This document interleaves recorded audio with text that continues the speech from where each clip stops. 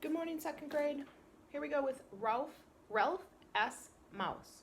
I think we have like 2 or 3 days left. So let's see what happens today. All right.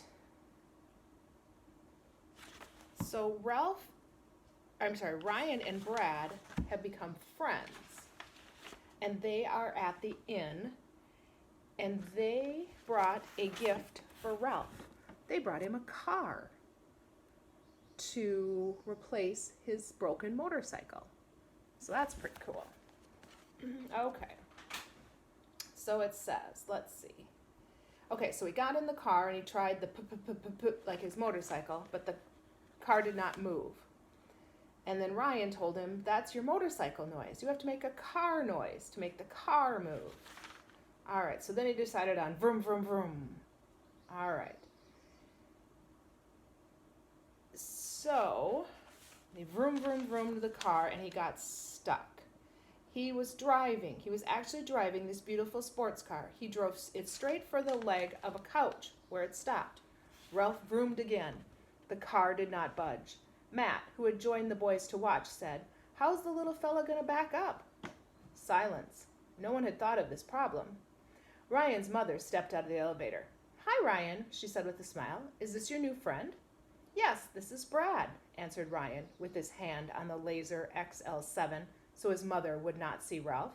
"Hi." Brad was unexpectedly shy. "I'm glad you could come home with Ryan," said Mrs. Bramble. "What are you boys doing?" "Playing with the little car," said Ryan. "Play quietly," said Mrs. Bramble, "and if the manager appears, you better go out to our cottage, or perhaps you could show Brad around. He might like to see the kitchen." With that advice, she went off to make sure the maids had cleaned the ground floor bedrooms properly. Brad sat back on his heels. "Your mom is sure nice." "Yes," agreed Ryan, his thoughts on Ralph's problems. Vroom, vroom, vroom. Ralph made a sound like a racing motor. The car did not move. "What we need is your dad's tow truck," remarked Ryan. Ralph found the boys' laughter most annoying. "I know," said Brad. "If vroom makes the car go forward, maybe saying vroom backwards would make it back up." "Moroove, moroove." Ryan tried out the sound. "It's hard to say, but if it works, it's okay." "Backing a car is slower than going forward." "Try it, Ralph." "Moroove." The car inched away from the leg of the couch. "Moroove." The car was free. Vroom. Ralph drove off in a wide circle and returned to his friends. "Do I get to keep it?" he asked. "It's all yours," said Brad, "to make up for your broken motorcycle." "Don't you need it?" asked Ralph, unable to believe that anyone would give away such a car. "Not anymore," Brad told him. "Not since I have a BMX." Ralph was speechless with joy. He ran his paw lovingly over the dashboard of his very own car. "Wait until your relatives see you riding around in the Laser XL7, remarked Matt. Ralph leaned out the driver's window. "What do you mean?" "I thought they all moved back upstairs." "Most of them did," said Matt, "but a few of your outdoor relatives still hang around hoping you'll bring back the motorcycle." Just my luck, thought Ralph. That rowdy bunch. There was the sound of someone stamping snow off boots in the entrance of the inn. Matt hastily returned to his chair by the front door, while Ralph quickly and skillfully drove his car under the clock. The boots turned out to belong not to a guest, but to a man delivering the cucaracha voice.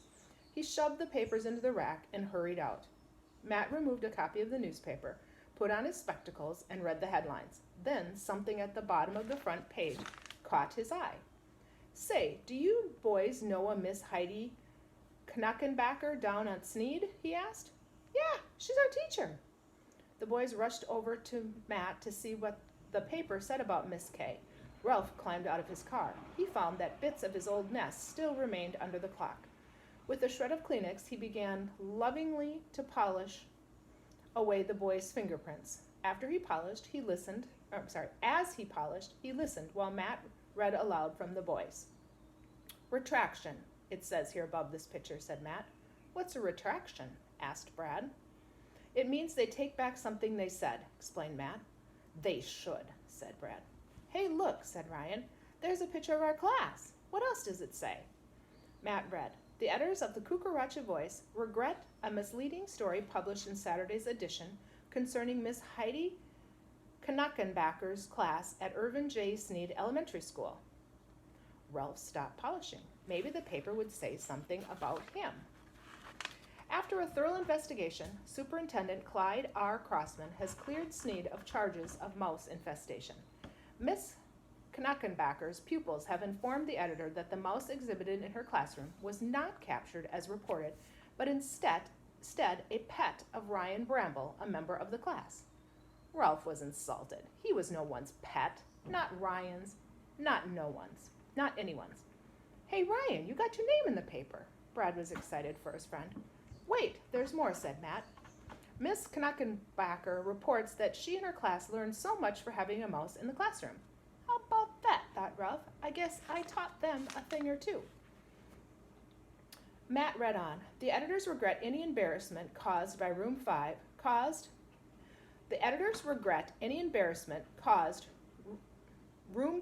by the misleading article about their activities. That sentence does not make sense.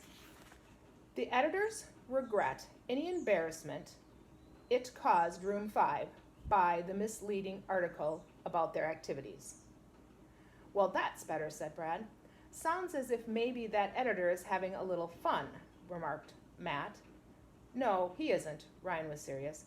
We really did write to the paper, said Brad, and the superintendent really did investigate the mice out of our school. Sort of. I guess we took care of that editor, said Ryan. Come on, Brad. Let's go see if the cook will give us something to eat. All right, so we're going to stop there.